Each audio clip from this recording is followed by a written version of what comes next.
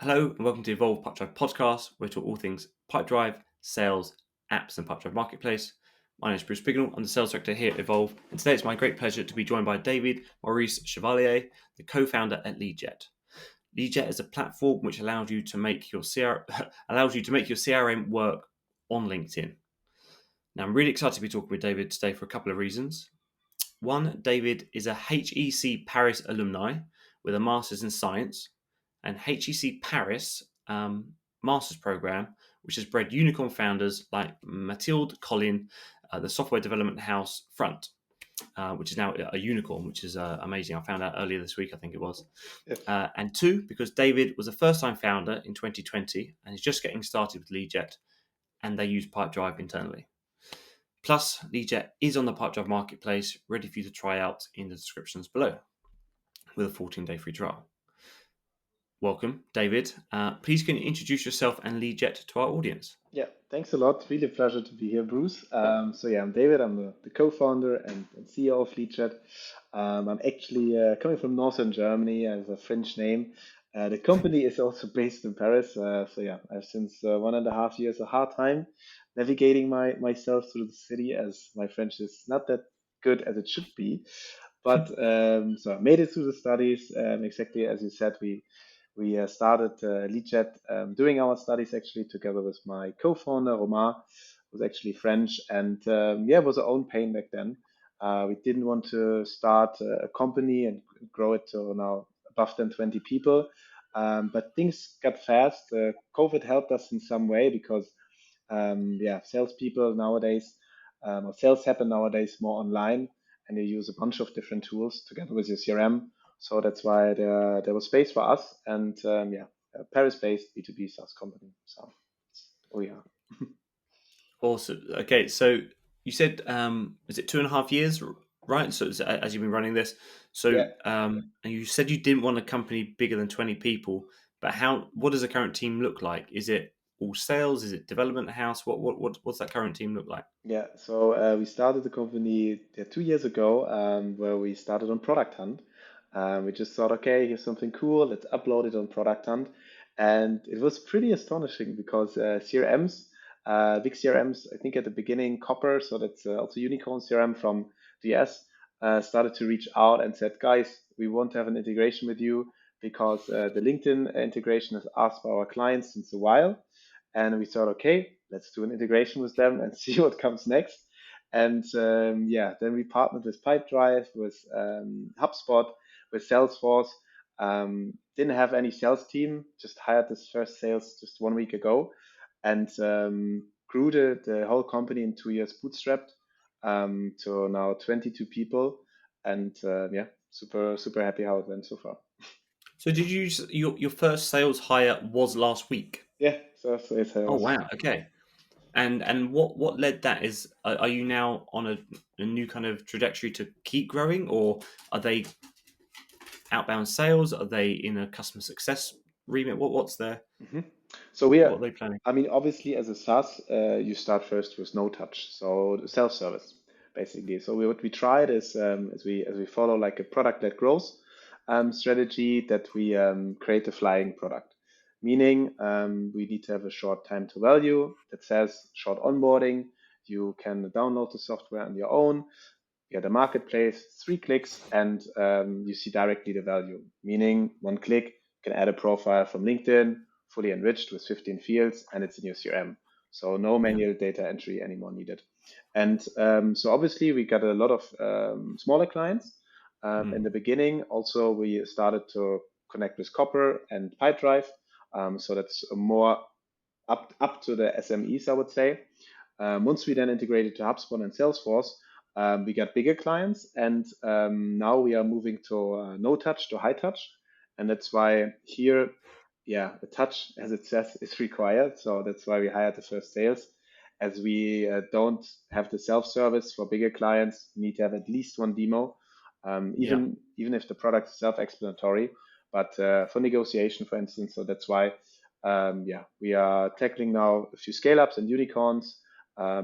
First and foremost, we start in France, obviously, and that's why we hired him. So let's see how it will work out. Yeah. Well, good luck. And so what? So what has? Will there be a different, or will there be a change from like your ideal customer profile as you go from the kind of independent? Mhm. Uh, well, actually, here's the question. So, who are your customers? Are they individual users, or is it the sales leader that's building out a tech stack? How does that Yeah. kind of So look? our customers, like, they don't differentiate that much. I mean, if you're honest, Mm, we start with SDRs and now we have more features for account executives. But depending which CRM you use, all of us sales have the same problem of manual data entry. So of course, if you have a smaller company, the weight is not that heavy. I mean, you won't add, I don't know, in a month, 1,000 contacts probably. yeah, So you can do that manually if you want. But still, you see after time, it creates frustration. So for bigger companies, when you have a sales team of 100 people, of course, the weight and the frustration and the time waste is way higher. So in general, we can say we can sell to a broad range of company profiles because yeah, if it's a small as a sales team with, I don't know, two SDRs, or if it's a big one with 100 SDRs, same problematic. mm, Of course, as we started bootstrapped, so we didn't have any money for customer acquisition or marketing. So we needed to come up with creative ways, and that was the partnerships. And there we got a lot of self-service clients, small clients, I would say up to 10 license maximum. And now the sweet spot is for us between 25 to 60 licenses per company. So mm, yeah, where we go a bit up higher. And the decision is very different. So of course you have an SDR as a champion who uses your yeah, tool. You can have the trial for 14 days. You can access it and play around. At the end, we may have more SDRs, and then it goes to the head of sales, and we negotiate with the head of sales. But sometimes when the company is bigger, the head of sales or ops come directly to us to negotiate a few licenses for the team. So yeah, it's really depending on the size of the company, I would say. yeah. And on that kind of partnership model out, had were you how did you scale so fast? So was it just because you kind of the copper came to you? Because obviously, if you're focused on your product, what decisions did you have to make when a CRM the size of copper comes to you and says, "Hey, we want this integrated"?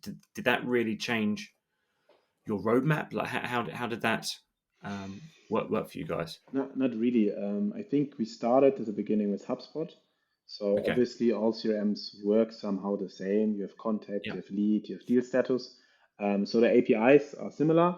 Some are more easy to work with, some are more harder to work with, or complex, like Salesforce, for instance. But yeah, for us it was pretty easy for the roadmap. I mean, we take 60% of the market, so we cover Salesforce, HubSpot, Pipedrive, and Copper, and soon also another big one, which is not yet out. But yeah, so this is how the decision was made. With Copper, they came to us, which was great because we're actually having an OEM deal with them. So our product is directly integrated, which was super helpful as a Mm, bootstrap company because they mainly sell yearly plans. So when they sell the CRM, we earn with them. And for us, it was bringing a lot of upfront cash. Thanks to that, we have been then able to hire the first interns, for instance. So yeah. this was really helpful. Yeah. Yeah, I mean that's awesome. I mean, from a what does that then mean? Obviously, you just touched upon the a new CRM that you're going to look to build into. But Mhm. what does the roadmap look like? Is it more salespeople? Is it more features? Is it more CRMs? Is it just more? Mhm. Do you look to raise money? What is the kind of roadmap there? Yeah. So as I'm German, and so I don't know, like, but we have a mindset how we do product. So Okay. we say we don't want to build a toolbox straight from start. We just look at, for instance, you take a screw, one screw, and to get this screw to 100% to fix into the wall, you need one specific screwdriver. Yeah. So instead of building an all-rounder and start with a big toolbox at the beginning, we look at each problem first. So we see a Mm. screw and we want to fix this, let's say, value gap to 100%. So we will do exactly the screwdriver for that. Um, then we go from one screw to the another, and at the end we have a whole toolbox. So we have a lot of different screwdrivers, and that's how we build product. And obviously, we started with SDRs. So first with the prospects of getting the contact data in the right way into your CRM. So it's enriched information. And once you do that job right, we can then go up to AEs. So what is the problem of AEs? Deal Mm. creation, getting notes synced to the CRM, because I've seen a lot of clients who work with Google Docs, who work with their notes on their Mac OS, and it's scattered. And often you don't sync these notes because you forget, you need to have a next call, so you jump into that, and notes are not there in the CRM where it should be. So that's why with the next roadmap, we bring the product we have on LinkedIn to your emails, to your meeting scheduling tools. So wherever you work, mostly as an AE as well, we will bring, for instance, for AE's pipeline management, so that you also have access to your pipeline wherever you work, that you can update it from there, so you don't need to jump to your CRM anymore. So yeah, a lot of different things. Now more for the AEs. After AEs, we have a few things for head of sales, also what we will do, and for revenue operations. So we climb up the ladder, I would say, but first we start where sales first start is with SDRs. Yeah. One screw at a time. There, two things come to mind there, right? So one is um, you have shown me the products, and we'll have the demo in the Yeah. description below. And I think that really comes across that because there were a couple of times I was asking, "Does it do this? Does it do this?" And you said, "Yes, and it does do this." So that kind of shows from the let's do if we're going to tackle a problem, a pain point, let's make sure you've looked at it from every angle Yeah, and you're solving that that pain, right? yeah, That yeah. Because SDR's facing. otherwise, you don't have a flying product, I would say. Mm, Because I mean, if you have so much features, and new features won't bring you any new revenue or clients, so you need to get sure that you have always, ideally, 100% of the way you get filled, because then it's creates like a habit. You see, problem fixed, easy, yeah. and that's how we work. So we rather have less features, but we want to concentrate on really 100% problem solving, and that's how we that's the narrative behind the schools here. Yeah. Yeah, I like it. And then And the, yeah, the other thing it got me thinking of is I've always there's the phrase "a bad workman blames his tools." Have you heard that phrase? a bad word? No, I didn't get it. So a bad worker blames his tools. Mm-hmm. I actually don't think that sentence is finished. A bad worker blames his tools, but a good worker knows what tools to use. Yeah, So, um, because you can waste a hell of a lot of time using tools that just are never fit for purpose. yeah. And so the reason that I was thinking about those things when you said one screw, and you're just going to solve that problem against that, it's just going through your platform. It was you're on LinkedIn and you're able to do everything that you'd want to be able to do in your next. What's your next activity? What's my next step to do when I'm looking at this profile, right? Mm-hmm. So it's create a deal, create a contact, create a new custom field, which then auto populates Pipedrive, so the two-way sync. Everything was covered. So yeah, it was all within, or move it along a pipeline stage, so Mm-hmm. that everything was kind of covered in app, which was very cool. Yeah. Um, No, and yeah, I actually didn't know that. I knew the sentence, but in another form, because I was I'm playing soccer since I'm 6, and always my coach said, when you don't score a goal, don't say, because of the, I don't know, there was a hole in the field, or yeah, yeah. my shoe was open, or whatever. So yeah, somehow the same, but translated in the football. A lot of My shoe. I'm sure there's around efficiencies. The Germans have got some great quotes. yes, yes. Efficiency sometimes it's good, but sometimes it when it lacks creativity, it's also not the best. No? So. So what? Why did you guys base yourself in Paris? Yeah, because we both met here during our studies at Okay. HEC. There was one reason. Actually, I also had a personal reason, because in Germany, a lot of people were always asking me, you're French, you have a French name. So there is Yeah. some ancestry with my family, but generations ago. And Yeah. I said, okay, one day I'm going to fix that. So let's go to France, do your master program there, and try to learn the language at the same time. At the Mm, end, 2 years being here, I didn't really improve my French skills. but I found my co-founder, and yeah, so we get a lot of support also from HEC because we got into the incubator. Yeah, So they provide you office space. So it's really also the French ecosystem gives a lot of support from the state in terms of funding. Also, you can create a company within 3 days. So things are just more easy here from the yeah, admin work. I would say now it's also quite pari with London in terms of the VCs who are here in Paris. So that's why I think the Paris startup scene has a lot of advantages mm, in versus Europe, and also there's this very good angle to the US. So you mentioned Front, for instance. Front, after I think 1 or 2 years, they made the step to the US because there's a very good working connection. Yeah. okay. Yeah, I was just looking. I think it was earlier. Might have even been earlier today. They are now classed as a unicorn, which was a yeah, very very cool. Or it could have been earlier this week, but I saw it this morning.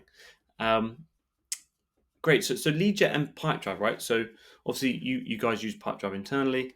Um, how do they integrate? Like, so someone hasn't seen our demo yet. If you were to describe how the two systems work together, what Yeah, they how do they? actually they don't need to see the demo, so Yeah. that's because it's so easy. It's really only 2 clicks. So you just get to the Pipedrive marketplace. Then you click on connect. Then there's a few things. Hey, are you allowing to connect to Leadjet? You click yes, and then you're redirected to LinkedIn, and that's it. So it's pretty easy. I mean, we took all the back end work, of course, to make it that easy. We also look what are your customizations in Pipedrive because someone took the time, like Evolve, for instance, to customize Pipedrive with the right stages, for instance. So we do that, take that, mimic it, and put it to LinkedIn, and that's it. So you have a few. Also, if you want to follow our kind of demo round on LinkedIn, where you have a few tips and tricks, but it's pretty self-explanatory, I would say. And yeah, So we connect so via what via works? API. What works really well? So what is a use case from the like a typical use case of an SDR Yeah, that's on LinkedIn and has Pipedrive as well? yeah. So of course, and as an SDR, you need to yeah make your contact list. So LinkedIn is an open database technically. So you check for job profiles. I mean, when you are having Sales Navigator, really Sales Navigator helps a lot to find the right profiles, look for in the right industry, basically build your lead list with all the different filters. And so then it's cool. You have this lead list, but it's not in my CRM, so it's on LinkedIn. Mm, So how do I get it now in my CRM? And therefore we are here. So Leadjet just again with 1 click, you can add this list with all the different contact information, up to 25 fields per contact. With 1 click, you can have it in your Pipedrive, and then we do some extra work like enrichment to find phone numbers, email. We are connected with your outreach tools, like Outreach or Salesloft, for instance, to then kick off an email sequence if you want. And what really is great as an SDR because you browse a lot on LinkedIn throughout the day. So you search for profiles, but you also update profiles. So when you're then browsing on LinkedIn, you see on each profile, let's imagine Evolve is using a lead chat with 10 licenses. You see what your colleague Marco was doing on a specific prospect. You see it directly on LinkedIn, and you can change the information directly on LinkedIn. So you can put in the embedded window every CRM field you want and update from there. You see who's the contact owner. So this is very helpful for first getting the history. And because we all know double contacting hurts when someone is reaching out 1 week later with the same outreach message. So yeah. we prevent that because we make somehow LinkedIn collaborative, and you just can stay on LinkedIn. You don't need to switch necessarily to your CRM.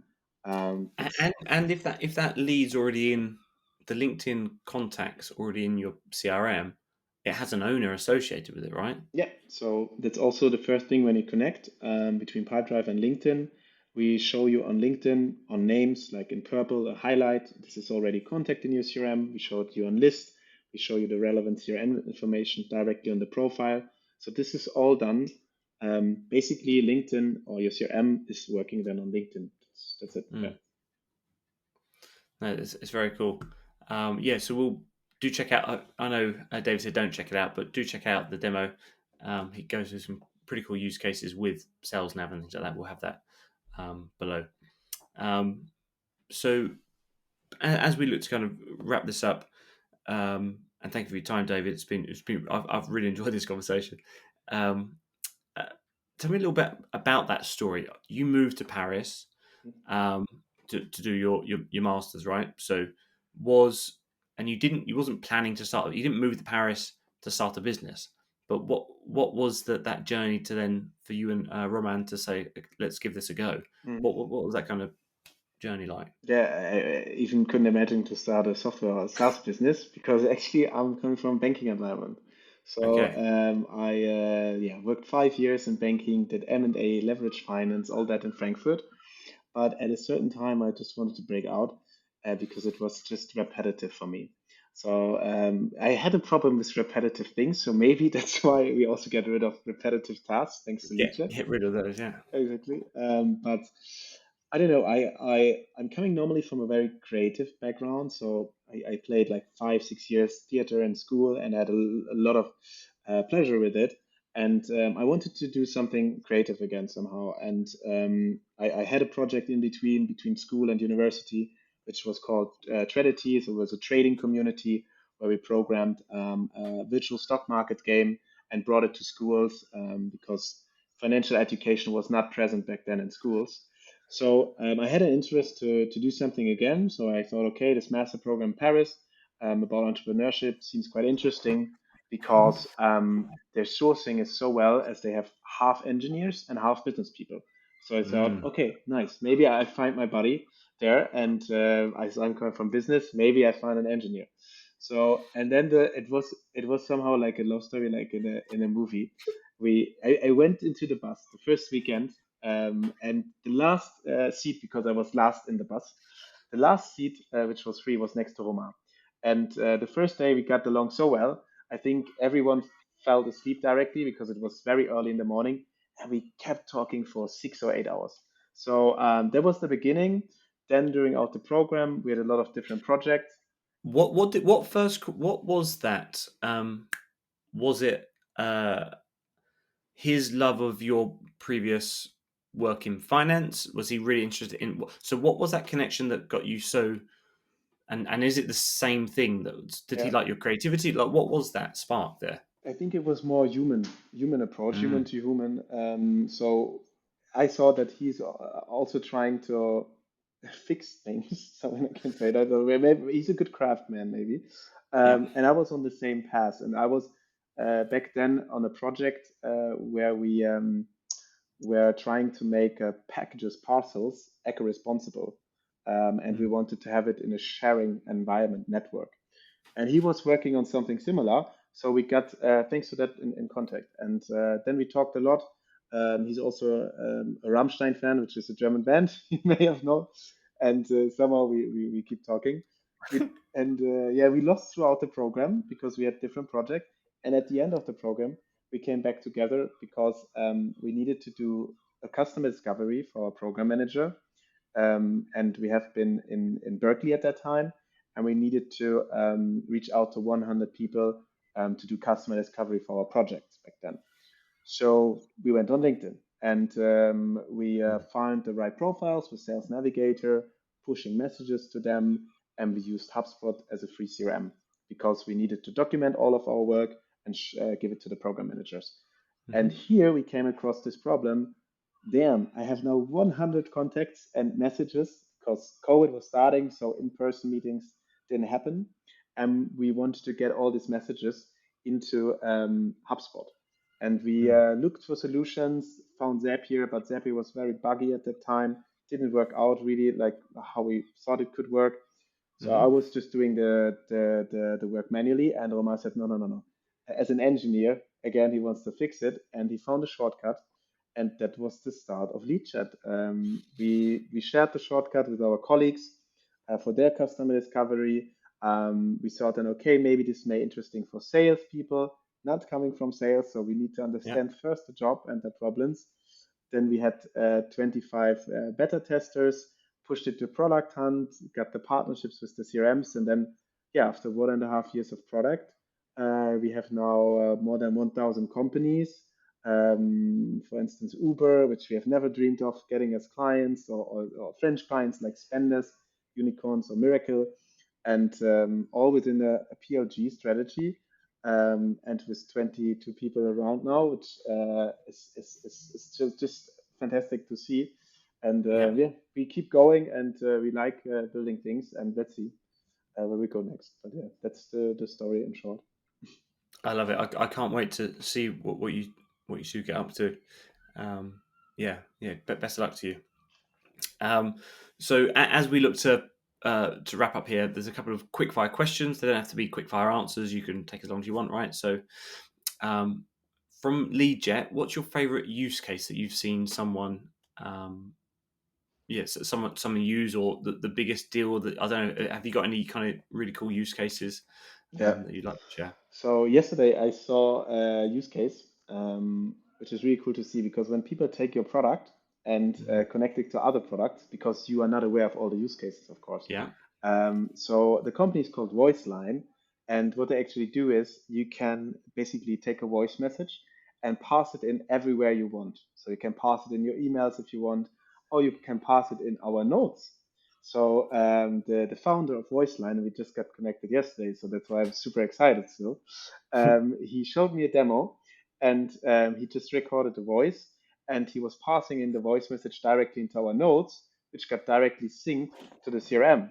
So super easy, and I think this is a super cool feature. And now let's see how we can partner. But this is a use case you already can use by getting VoiceLine. mm, So let's see what we can do with them together in the next time. And then the use case of having sequences, so connecting to yeah, your email sequences. I showed you in the demo that you actually can set up a CRM field, a custom field, where you can, in a drop down, choose your email sequence, and then can connect it. And so, I don't know, one of your favorite sequences get kicked off. This is a pretty cool use case because it yeah, all starts on LinkedIn. Then what else? I also showed in the demo, Pipedrive is the only CRM from the big ones actually possible to do, is that all your conversations are synced to contacts, but also to deals. So yeah, what is really great is when Marco is talking to someone of your prospects, and he's syncing his messages in LinkedIn, and you sync your messages because you're talking to another prospect. You will find all this in a chronological timeline on Pipedrive. This is a cool use case, and soon to be a very good use case, I would say, foremost for Pipedrive users, because we took quite inspiration from Pipedrive, as Pipedrive is a deal focused CRM. We are bringing the pipeline, so the pipeline you also have in Pipedrive, now everywhere else. So you can have your pipeline always open. You can always open it up from LinkedIn, for instance, or from your emails or wherever you are. And we can source directly the information from these other tools into your pipeline. We can enrich it into your pipeline. You can update your pipeline straight from the window you're currently working at. So I think this is a super cool feature which saves a lot mm, of time and hassle. And even you can connect your pipeline then with our outreach integrations. So with one click, you can kick actually off the sequence. So I would say these things are the most interesting use cases we have for now. Yeah. yeah. And it's just empowering and leveling up the LinkedIn platform, right? Because you're staying on LinkedIn, which is what LinkedIn wants, but you're just using, because for the longest time it's been like part of this kind of dark sales world, right? So you can't really report on the activity very well that you're doing. Yeah. Um, yeah, so it's just leveling up salespeople everywhere basically, which is pretty cool. Yeah, and I mean, you have your emails normally synced to your CRM. So when someone of your company leaves, you have all the past history in your CRM. So the new rep can take over and can look into the history and then, I don't know, do a new follow-up. Problem Yeah, is, it's not the case for LinkedIn, because LinkedIn is, we have our personal accounts. So we are not sharing normally our outreach on LinkedIn.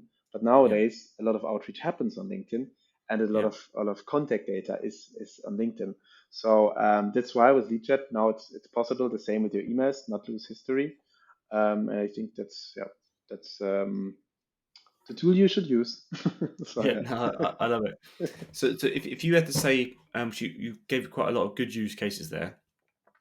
If you were to say a top tip for someone just getting started with Leadjet, what would you kind of say is the kind of number one rule just to kind of get started?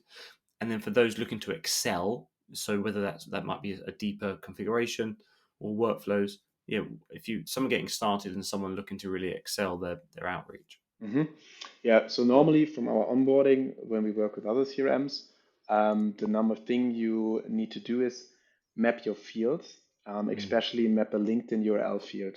So in the other CRMs, the LinkedIn URL field is not default by the CRM, so you need to create a new field.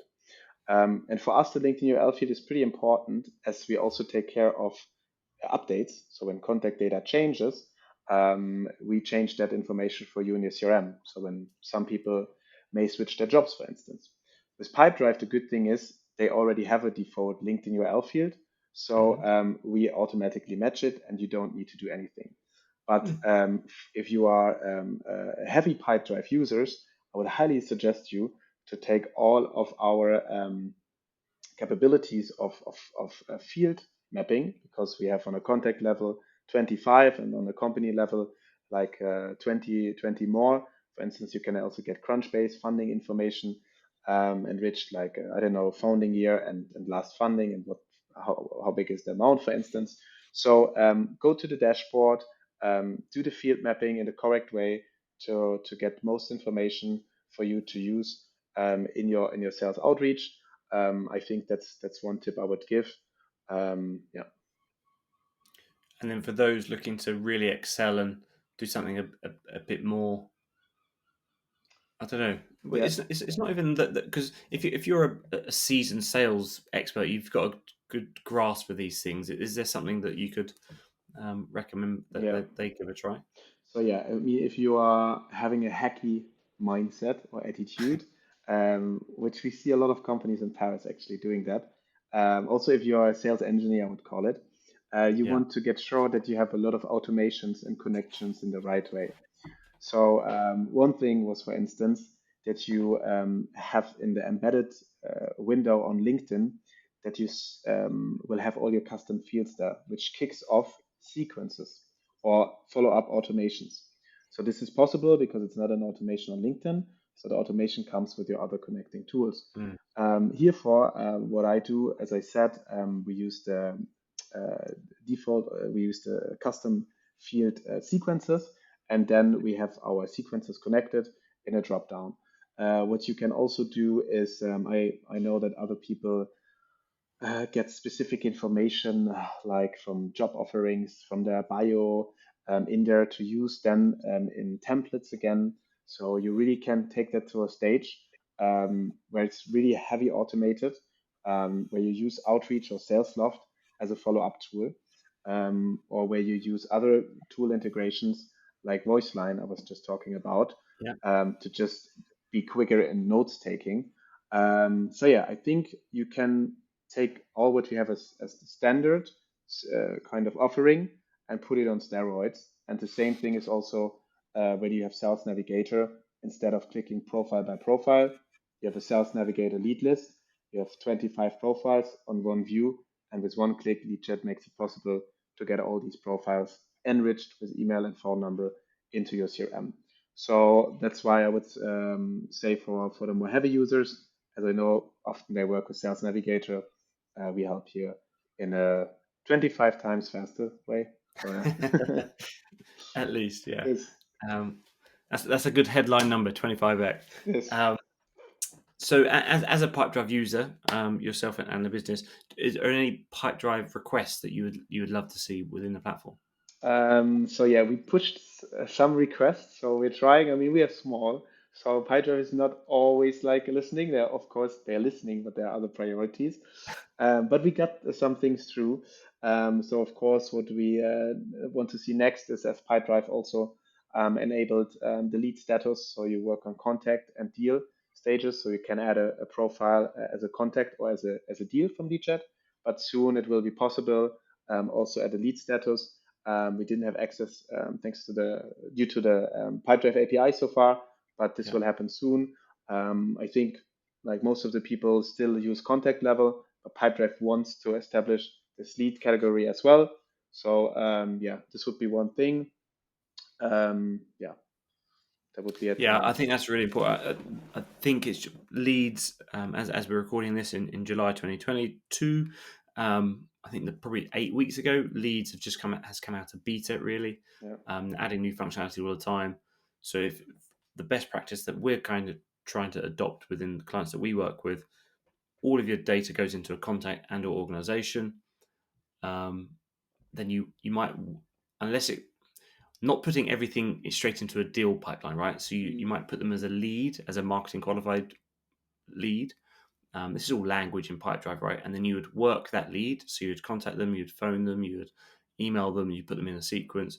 If they engage, and then they then convert that lead to a deal to then go through your sales pipeline, yeah, basically. yeah. And it just allows you to handle a larger mid funnel or top of funnel versus put them all in your first stage of a pipeline. Yeah, and especially if you're used to the lead category thanks to other theorems, you're switching to Pipedrive. Of Yes, course, yeah, you want to have that there as well.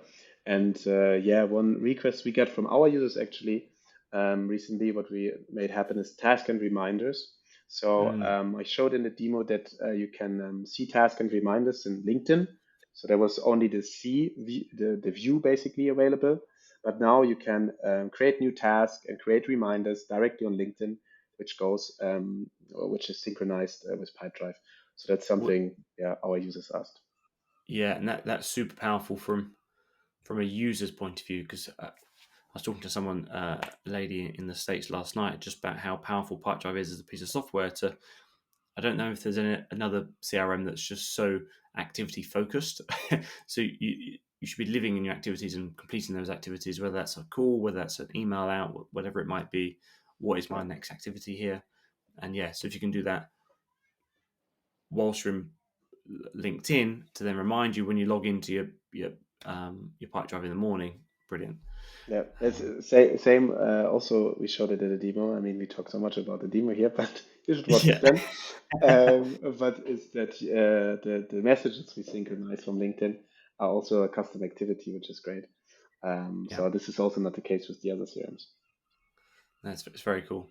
So is there anything in particular you'd like to mention before we sign off today?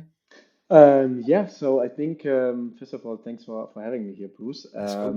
And yeah, we want to give something back. So of course, always people asking after a podcast, a webinar, is there something like a coupon or a discount?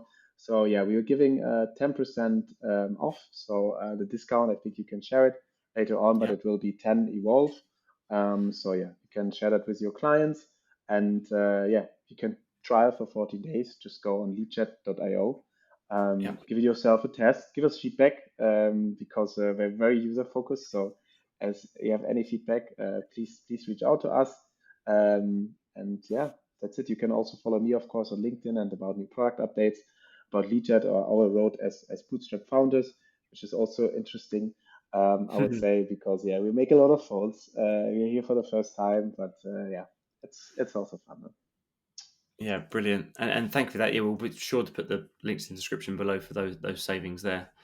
Um, so that's it for this week. Thank you for listening to the Evolve Pipedrive podcast. It's been an absolute pleasure, David. Thanks so much. And again, the Pipedrive podcast is where we talk about all things Pipedrive, sales, apps, and Pipedrive marketplace. If you found this interesting or educational, please consider liking, sharing, and/or subscribing. And I'll speak to you again soon. Thanks. Cheers, David. Cheers. Thanks a lot, Bruce.